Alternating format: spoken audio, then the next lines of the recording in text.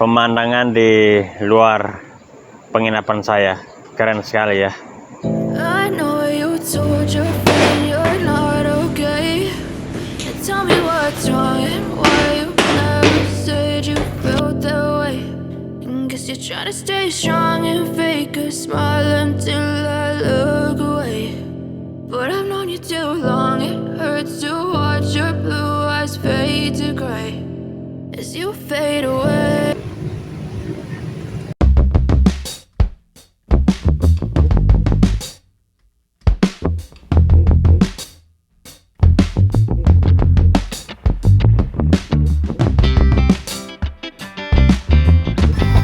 Oke, karena hari ini hari Sabtu, jadi pada hari ini saya mau jogging sekitar 10 km. Oke, di belakang saya ini ada orang demo ya. Kita coba cek.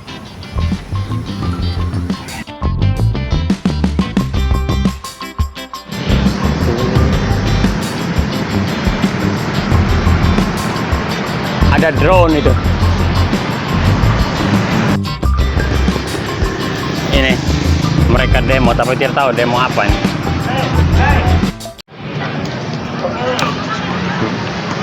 Mbak, ini demo apa ya? Demo apa ini? Bukan demo. Oh, apa ini? Ini kami lagi ngerayain 1 tahun ulang tahun kampus kami. Jadi Oh, kampus apa ini namanya? Sabda Setia. Oh, Sabda Setia. Oke. Keren ya. Sukses ya.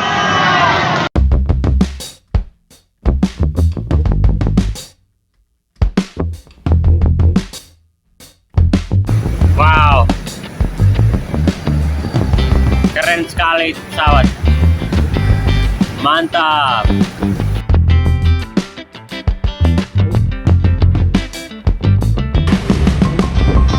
Oke, pada kesempatan ini saya ingin membahas tentang apakah konten gado-gado itu bisa sukses di YouTube. Jadi berdasarkan pengalaman saya atau informasi yang saya peroleh dari YouTube yang diberikan oleh YouTuber yang membahas tentang tutorial YouTube, bahwa sebaiknya sebuah kanal YouTube itu hanya membahas tentang satu niche atau satu tema tertentu saja. Jadi argumentasi mereka adalah bahwa jika seorang YouTuber hanya membahas satu tema saja, itu akan membuat kanal YouTube itu akan semakin berkembang, karena algoritma YouTube tuh membantu YouTuber untuk menyebarkan konten YouTube-nya secara organik. Nah, tapi berdasarkan pengalaman saya, memang ada beberapa hal yang tidak bisa dilakukan semua orang, yakni untuk memilih satu tema saja dalam mengelola konten YouTube-nya. Alasannya ya karena memang orang itu mungkin belum memiliki bakat atau keahlian di bidang tertentu. Selain itu juga, di sisi yang lain, saya melihat ada banyak YouTuber, terutama YouTuber di luar negeri, yang membahas berbagai macam hal di YouTube mereka. Artinya YouTube mereka adalah YouTube yang gado-gado, tapi mereka sukses di YouTube. Saya malah melihat konten gado-gado di YouTube itu punya peluang untuk sukses. Nah, jadi pada kesempatan ini saya memiliki kurang lebih ada 2 hal utama yang ingin saya bicarakan tentang tema gado-gado untuk sebuah kanal YouTube. Nah, pertanyaannya, mengapa tema gado-gado itu perlu dilakukan oleh seorang YouTuber pemula? Saya memiliki 2 alasan. Alasan pertama adalah untuk mengekspresikan diri. Jadi, YouTube atau kanal YouTube yang dibuat oleh seorang YouTuber pemula adalah sarana untuk dia bisa mengekspresikan diri. Jadi, untuk bisa mengekspresikan diri, orang itu bisa melakukan banyak hal.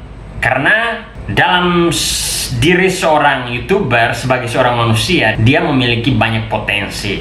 Jadi menurut saya, sebagai seorang YouTuber pemula, orang itu harus menggunakan semua potensi yang ada dalam dirinya untuk membuat konten-konten yang dia sukai untuk mengekspresikan dirinya. Ketika seseorang itu membangun sebuah kanal YouTube, dia bisa segera memulai kanal YouTube-nya tanpa harus memikirkan niche apa atau tema apa yang paling cocok dengan dirinya, yang harus menjadi tema utama di kanal YouTube-nya. Karena sejauh ini saya juga berdiskusi dengan beberapa orang, terutama mereka yang ingin berkecimpung dalam dunia YouTube. Mereka kadang bertanya kepada saya, "Emil, saya ingin buat YouTube, tapi saya masih bingung apa tema yang harus saya geluti di kanal YouTube saya." Nah, pertanyaan seperti ini tidak akan terjadi jika Anda sebagai YouTuber pemula melihat kanal YouTube Anda sebagai tempat untuk mengekspresikan kebebasan Anda. Jadi Anda tidak akan menunda waktu untuk berkecimpung dalam YouTube hanya untuk memikirkan kira-kira tema apa atau niche apa yang ingin Anda geluti di kanal YouTube Anda. Sebagai seorang YouTuber pemula, kita perlu belajar banyak hal, terutama kalau dalam YouTube adalah mempelajari bagaimana mengedit sebuah video.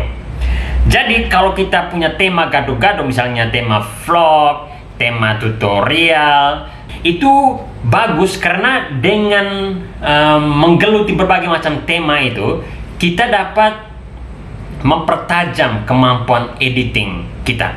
Karena masing-masing tema tadi itu memiliki cara mengedit yang berbeda-beda ya. Jadi tidak sama. Misalnya tema vlog dan tutorial, cara mengedit itu sangat berbeda. Cara mengedit vlog itu lebih sulit dibandingkan cara mengedit tutorial. Orang bisa membuat sebuah konten tutorial hanya bicara saja tanpa mengeditnya lalu langsung diupload di kanal YouTube-nya. Tahap kedua atau hal kedua adalah bahwa konten gado-gado itu akhirnya menjadi sarana untuk mengembangkan diri. Jadi setelah tahu kelebihan kita, kekurangan kita, setelah tahu kesenangan kita dan ketidaksenangan kita, maka kita akan memfokuskan diri pada satu tema, dan tentu dengan itu kita pasti akan berusaha untuk mengembangkan diri kita secara lebih baik agar kualitas kita dalam menggeluti satu tema tertentu yang sudah kita pilih menjadi identitas dari kanal YouTube kita itu menjadi lebih baik. Kalau menjadi lebih baik, maka kanal YouTube kita akan semakin banyak disukai banyak orang, disubscribe oleh banyak orang, dan dinonton oleh banyak orang. Jadi kurang lebih ada dua hal ya, tema gado-gado itu bisa membuat kita, yang pertama itu kita dapat mengekspresikan diri secara lebih bebas. Lalu yang kedua, pada tahap tertentu dalam perjalanan kita menjadi YouTuber, tema gado-gado itu justru bisa membuat kita semakin mengembangkan diri. Nah, jadi dua manfaat dari menggeluti tema YouTube yang gado-gado itu saya kira baik untuk seorang YouTuber, dan seorang YouTuber bisa sukses dengan tema yang gado-gado.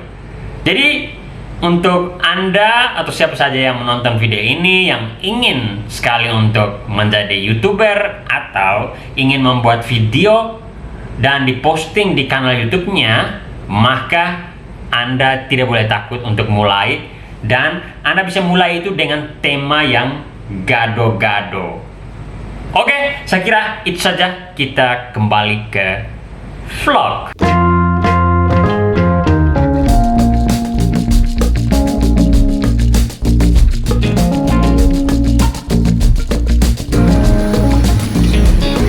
Halo Pak, Mas, saya bisa tanya sedikit ya. Apa yang paling menarik di Pontianak? Tempat apa yang paling menarik? Paling menarik tempat apa ya? Itu sih abang tahu om. Oh, kurang tahu ya. Iya. Kerja apa ya sekarang? Ini siang ngaji jalan om. Oh. Kalau, hah? Keluar. Oh, untuk jalan ya? Iya. Oh iya. Bagus sekali pemerintah di sini ya, buat jalan bagus. Oke, baik ya. Selamat Om kerja dari ya. mana Om? Dari NTT saya. NDT? Ya. Oh iya iya. Bang dari mana? Ya dari Pontianak Om. Hah? Asli Pontianak. Oh, oke. Baik ya. Selamat ya. Ini kantor gubernur Kalimantan Barat. Ada acara apa di dalam kayaknya? Wow, ada pameran ya. Ramai sekali. Dari musik. Itu cowok goyang tuh. Ngeri sekali. Beri dekat cewek seksi. Oke.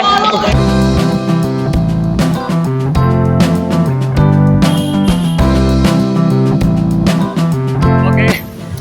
Pagi ini saya sudah lari sekitar 6 km. Rencananya 10 km. Tapi lutut saya agak sakit sekali ya. Oke, sekarang saya ingin